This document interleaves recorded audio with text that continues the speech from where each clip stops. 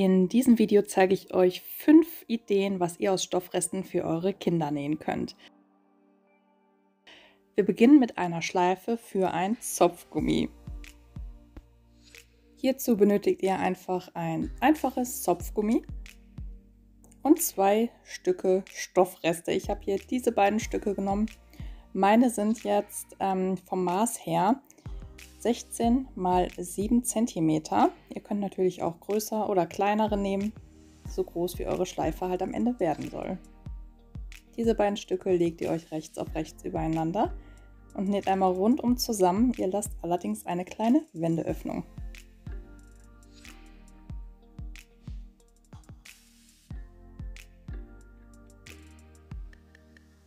Anschließend schneide ich einmal die Ecken weg, aber Vorsicht, dabei nicht in die Naht schneiden.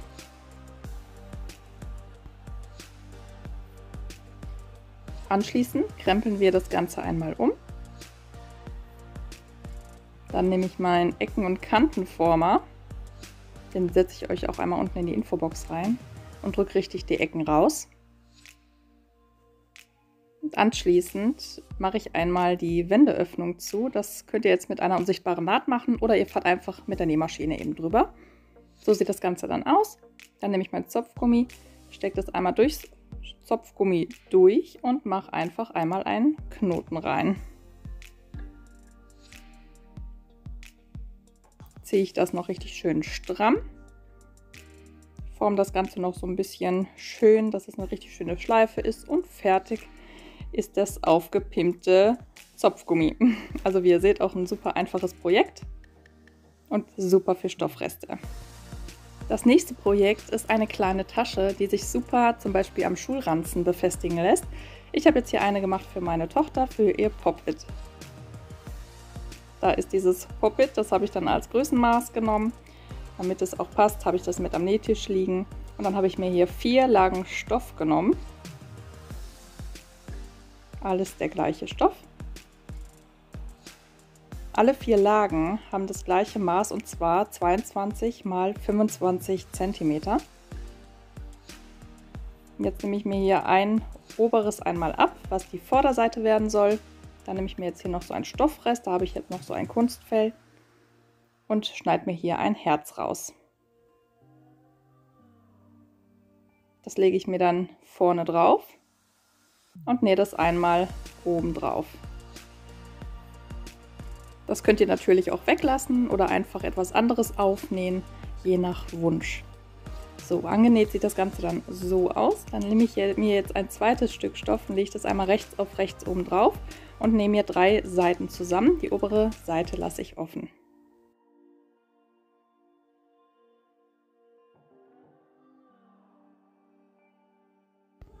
Jetzt nehme ich mir die anderen beiden Stoffe, die noch übrig sind. Auch die lege ich mir rechts auf rechts und nähe 3 Seiten zusammen. Die obere Seite bleibt offen. Das wird dann das Innenteil der Tasche. Hier lassen wir allerdings eine Wendeöffnung. Hier haben wir jetzt die 2 zusammengenähten Teile. Jetzt nehme ich mir das erste, da gehe ich jetzt einmal mit der Hand rein, gehe nach unten zur Ecke, lege mir das wie folgt vor mir hin. Dann nehme ich mir ein Maßband und von der Ecke aus 3 cm. Und da fahre ich jetzt so einmal mit der Nähmaschine drüber. Und das mache ich mit allen Ecken auch von der anderen Tasche. Diese schneide ich dann anschließend weg.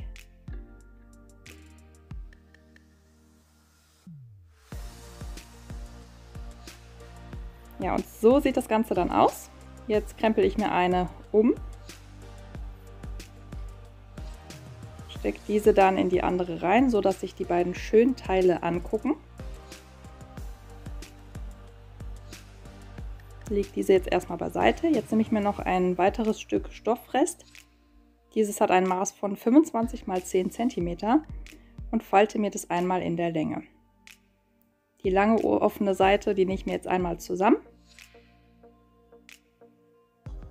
Dann krempel ich das Ganze einmal um. Die Enden, die schlage ich mir dann einmal so einen halben Zentimeter nach innen. Und fahre da einmal mit einem normalen Gradstich drüber. Schön außen. Das gleiche auch auf der anderen Seite. So sieht das jetzt aus. Dieses falte ich mir jetzt einmal wie folgt. Dann gehe ich hier am Rand der Tasche, an der Seite, also da wo die Naht ist, lege mir das wie folgt hin, klappe das hier auf und lege mir wie folgt dieses Stück hier rein und fange an, hier drüber zu nähen und einmal rundum nähe ich die Tasche dann zusammen.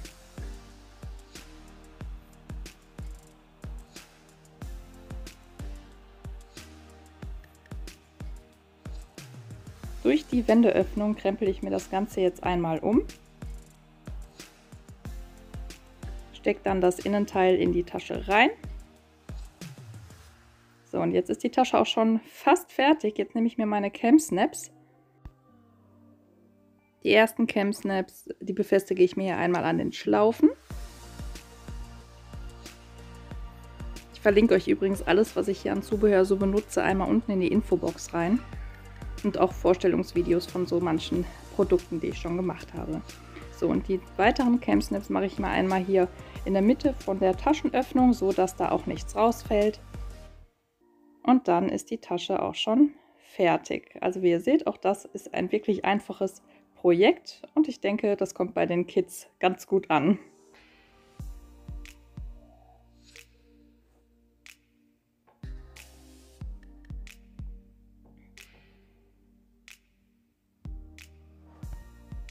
Und wir kommen zum nächsten Projekt und das ist ein Utensilo. Ich denke, das geht immer. Jedes Kinderzimmer kann eins gebrauchen, egal in welchem Alter, für jeglichen Kleinkram.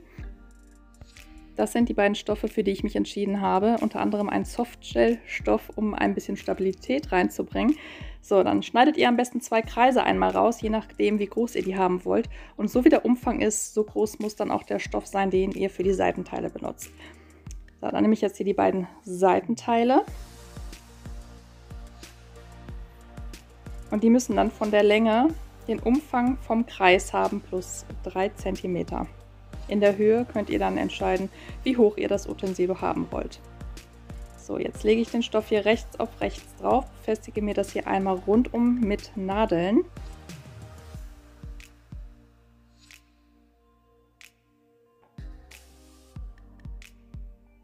Und nähe das Ganze dann einmal rundum zusammen.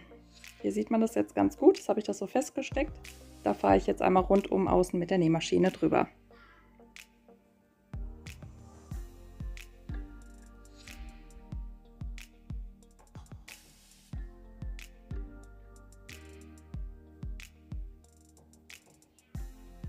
Am Ende habt ihr die Seite hier noch offen. Da lege ich mir die Stoffe jetzt einmal schön übereinander. Da ist jetzt überschüssiger Stoff, das ist aber nicht schlimm, das können wir später wegschneiden. Der fahre ich jetzt einmal mit der Nähmaschine drüber, um das Ganze zu schließen. Und den überschüssigen Stoff schneide ich einmal weg. Also ich nehme da auch immer lieber ein bisschen zu viel, als dass es hinterher zu wenig ist. So sieht das jetzt aus und das gleiche müssen wir jetzt einmal auch mit dem anderen Stoff machen. Hier ist dieser andere Teil und jetzt krempel ich einmal um. Stecke mir das hier ineinander, so dass sich die schönen Teile angucken, also rechts auf rechts quasi stecke ich mir das ineinander.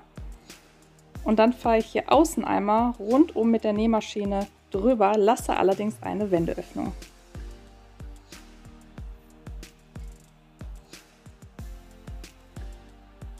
Durch die Wendeöffnung krempel ich mir das Ganze jetzt einmal um.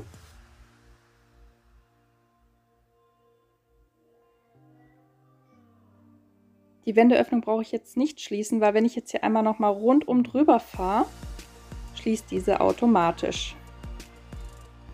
So, jetzt fahre ich hier einmal rundum mit einem normalen Geradstich drüber. Und am Ende schlage ich mir dann einmal den Rand um, weil ich das einfach optisch schöner finde. Und dann ist das Utensilo fertig. Und wir kommen zum nächsten Projekt und zwar das Zopfgummi. Das geht auch einfach immer. Da könnt ihr natürlich jetzt auch kleinere Stoffreste nehmen. Ich habe jetzt allerdings ein ziemlich großes genommen und zwar eins, was 60 x 20 cm hat. Und ihr braucht Gummi. So, dann falte ich das Ganze einmal in der Länge, nähe die lange Seite einmal oben zusammen.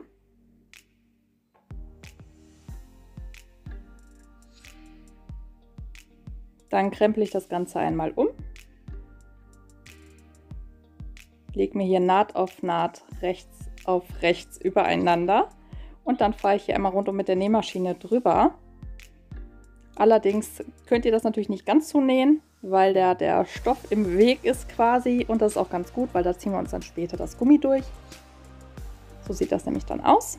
Habt ihr hier so eine kleine Öffnung und da zieht ihr dann das Gummi einmal durch. Dann nehme ich jetzt natürlich mehr, als ich brauche. Ich schneide lieber hinterher ein bisschen was weg.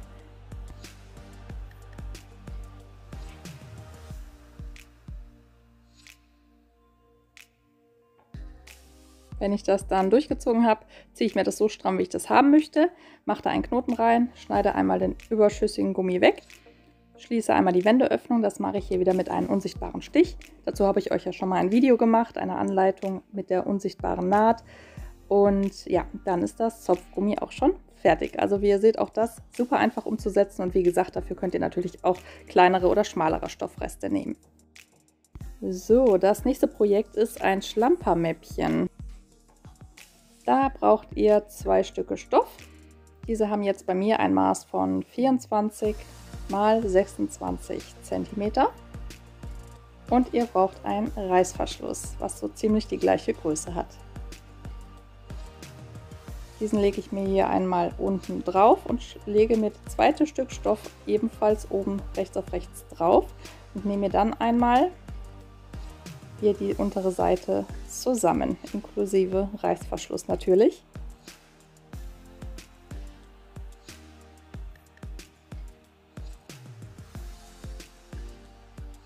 Auseinandergeklappt sieht das dann so aus. Jetzt habt ihr hier den Reißverschluss auf einer Seite schon festgenäht. Und jetzt lege ich den Stoff einmal von der Seite da dran, also an den Reißverschluss dran, und den gegenüberliegenden Stoff ebenfalls von der anderen Seite. Befestige mir das Ganze einmal mit einer Stecknadel und auf der anderen Seite ebenfalls.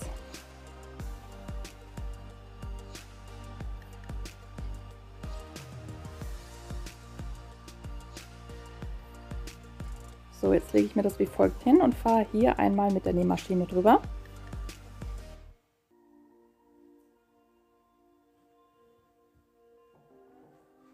Zusammengenäht sieht das jetzt so aus.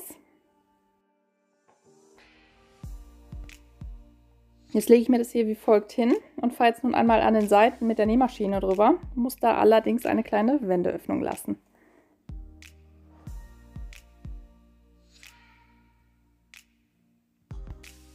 Wenn ihr über den Reißverschluss fahrt mit der Nähmaschine, müsst ihr natürlich ein bisschen aufpassen, dass ihr da nicht die Nadel weghaut. So, jetzt die andere Seite.